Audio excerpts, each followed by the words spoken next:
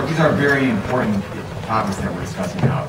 Our public education funding, taxes, the mutual voucher program, big decisions. And we shouldn't be doing it at this late hour after such a long delay. And I had asked that we recess until 9 a.m. To come back so we're all fresh, so the public can all see what we're doing the light of day, and do this the right way. Senator Schilling? Thank you. You know, the legislature, like a date, nothing good happens after midnight. And here it is. It's been 10 hours. You know, we were in today at 11 and went until 3. We were recessed. We were told to be back in at 5. Then the call was 7. Then it was 8:30, 9, and then we had radio silence until 12:30 when we were told at 1 a.m.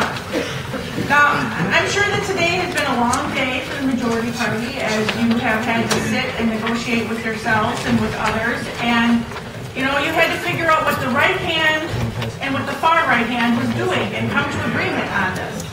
And this is not the way to develop good public policy. And I know we've all heard this rhetoric, and none of our colleagues run for office saying, you know what, I'm going to run for office to make public policy in the middle of the night. Much less on something that has not had a single public hearing. The stuff we're voting on in a few minutes, or I hope we're not going to, but this is all new since our 4 public hearings. The fact that you guys have had these motions that you've been able to look at, talk about, discuss, get back and forth with colleagues, and here this is presented to us, and there was a 12-minute press conference a few minutes ago, and I just think this is, if we could recess and come back at 8, fresh faces, get some good night's sleep. This is not how we do this stuff, and I've done this stuff in the middle of the night, and it's wrong. We all know it's wrong. I don't care if there's a D or an R behind your name, it's wrong that we've waited 10 hours to then drop this in our lap. The public has been patient, but this is not a moment that I'm proud of. I mean, there are lots of moments I can be proud of serving in the legislature, but moments like these are not those. It's hard for me to imagine what's going to be different between right now and what would be different at 9 in the morning if we were away, in terms of what the outcome of this would be, right? I mean, you're going to have your way.